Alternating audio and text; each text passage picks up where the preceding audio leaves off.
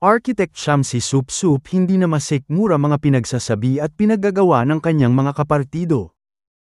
Inihayag ng beauty queen, architect at Pasig City Councilor candidate na si Shamsi Supsup na nagbitiw na siya sa kanyang political party kasunod ng kontrobersyal na pahayag patungkol sa mga solo parent ng isa sa mga miyembro nila. Sa isang Facebook post, sinabi ni Shamsi na umalis siya dahil ang kanyang mga pinahahalagahan, lalo na bilang isang babae, ina, at pinuno, ay hindi na umaayon sa grupo. Pagkatapos ng maingat na pag-iisip at pagmuni-muni, ako ay may paggalang na nagpasya na magbitiw sa Kayades.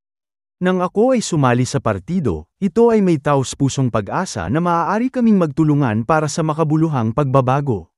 Ngunit nilinaw ng mga kamakailang pangyayari na ang aking mga pinahahalagahan, lalo na ang mga hinubog ng aking karanasan bilang isang babae, ina, at pinuno, ay hindi na umaayon sa direksyon na tinatahak ng pangkat. Ang desisyong ito ay hindi basta-basta ginagawa, ngunit buong paggalang sa mga kapwa ko nagnanais, para sa Miss Universe Philippines Organization na ang misyon ay aking dinadala, at para sa maraming kababaihan at babae na tumitingin sa akin para sa lakas at kalinawan.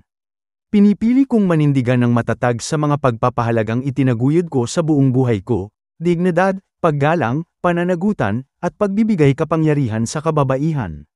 Sa puntong ito, naniniwala ako na ang pinakamahusay na paraan upang manatiling tapat sa mga prinsipyong ito ay ang pag-urong, pagmuni-muni, at pakikinig, upang magbigay ng espasyo para sa kalinawan bago gawin ang mga susunod na hakbang.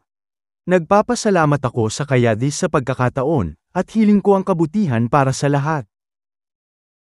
Ikinatuwa naman ng ilang netizens ang naging desisyong ito ni Shamsi Supsup na para sa kanila ay pagpapakita ito ng katapangan at respeto sa sarili.